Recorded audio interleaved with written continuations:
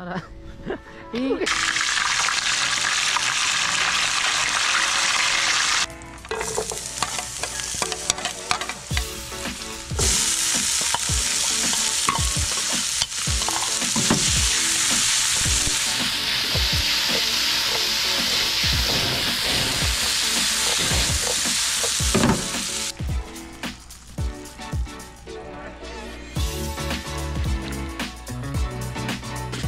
Ayun mga katunying, ito na oh. Wow, yun oh. Ito na yung karpa na sumampal sa atin. Uulamin na natin.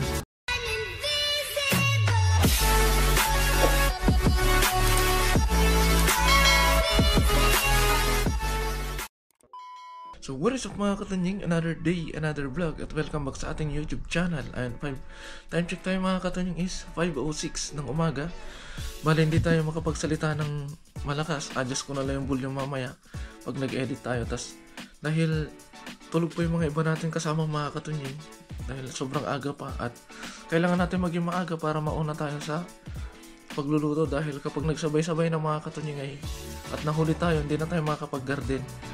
Kaya kailangan natin maging maaga para pag mauna tayo magluluto muna, tapos saka tayo mag-garden pag katapos ng almusal. Kaya ayun, samahan niyo akong magluto mga katunying dahil magluluto tayo ng ulam ngayon. Tapos mag-almusal tayo bago tayo pupunta sa garden. Let's go!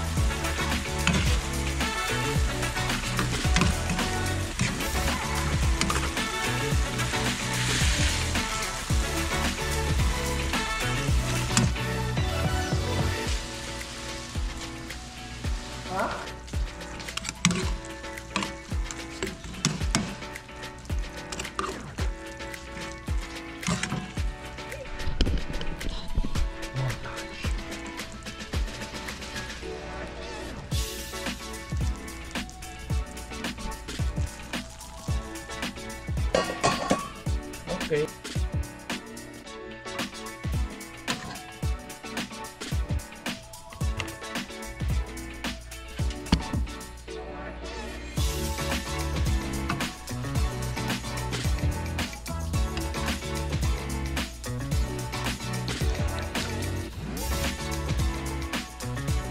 Kain mga katunying, ito na oh. Wow, yun oh. Ito na yung karpa na sumampal sa atin. Uulamin na natin. Kaya tara mga katunying, almusal na tayo dahil nagtatrabaho dahil sa garden ngayon bago pumasok sa trabaho. Ay. Thanks God. Kain muna tayo mga katunying. Ito na yung isdang sumampal sa atin eh. Natin. Wow.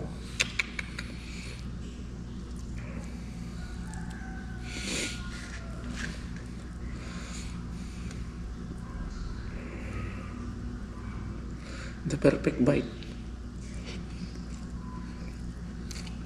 Sarap. Masarap din pala yung sumampal sa atin mga katunying. You know.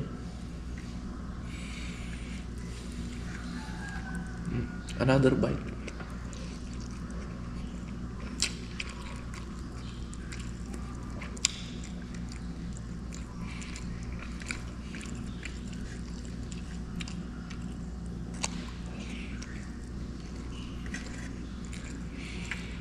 Atin mga katunying, maliwanag na pero medyo madilim-dilim pa.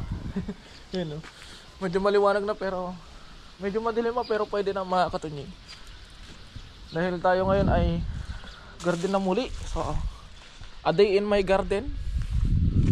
Tayo ay magpapakain ng ating mga alaga at titingin ng mga iba nating gagawin sa garden para pagdating ng day off mga katunying ay less na yung ating trabaho. Dahil sa tuwing day off mga katunying, nangingisda kami ni Kapenyo. Kaya ang oras ko lang para gumawa dito sa garden ay ganito tuwing umaga. Dahil sa pag-out sa hapon mga katunying ay gabi naman na ako nakakauwi, madilim na. Kaya hindi na ako makapagtrabaho dito sa garden. Siyempre hindi naman natin pwedeng pabayaan tong garden natin mga katunying. Dahil dito tayo kumukuha ng kadalasang pang-ulam natin. O ito yung nagsasalba sa atin palagi sa pizza de peligro kung tawagin. Kaya ayun siyempre. Mapakain tayo ng pato. Ito yung pagkain niya. So, naglilimlim pala yung dalawa. Bali, kawawa naman yung pato natin. Na yung barako. Nag-iisa. Tara, pakainin na natin mga katunying. Dudurugin lang natin yung kanin. Ito palang kanin na ito mga katunying ay galing ko sa factory. Yung mga tira-tira doon. Binibigay sa akin upang pakain natin sa alaga natin. Lalagay sa palanggana. Palanggana pala, palanggana.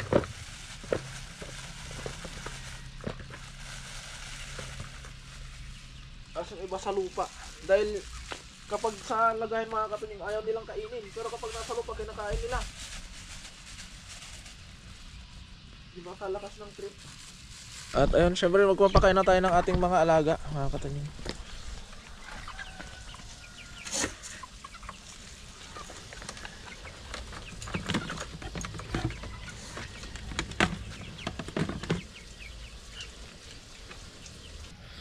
Siyempre ngayon naman ay titignan natin yung tanim nating kape. So bali binigyan pala ako ng kape mga katunying, yung kape na puno. So ang ibinigay sa akin ay parang nagtanggalan yata yun. Tapos yun itinanim ko lang. Di ko sure kung nung binigyan nila sa akin lantang-lanta siya mga katunying. Pero ngayon ay medyo okay naman na. Medyo nabuhayan naman na siya. Kaya di natin alam, obserba natin ng mga 2 linggo. Kung hindi siya nalanta, ibig sabihin good siya. At ito na pala yung kalabasa natin mga katunying. You know. May mga bunga na siya. Sana goods yung kanyang bunga. May medyo na dun. Marami na namang talbos, marami na naman tayong gugulayin. So, takpan natin yung bulaklak mga katunying. Ay, takpan natin yung bulaklak. Yung babaeng bulaklak. Itakip natin yung lalaking bulaklak.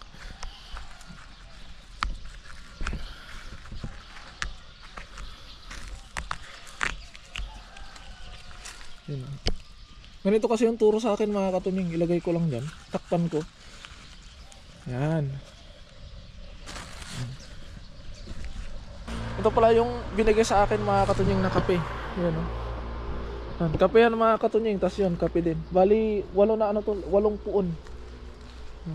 So yan 1, 2, 3, 4, 5 6, 7. Oh, saan yung isa? Ay 8. Maliit. Siyempre didiligan natin. Bali kailangan nating suportahan ng tubig to mga katunying hanggang sa makarecover siya. Try natin kung mabubuhay ba. So yun mga katunying, bali oras na naman ang ating pasok sa trabaho. Siyempre papasok na naman tayo at bukas muli ng umaga tayo mag-garden. So maraming salamat nga po pala sa walang sawa niyong suporta sa akin at sa aking mga nakakasama. Mag-ingat po kayo palagi mga katunying and God bless po. Bye bye.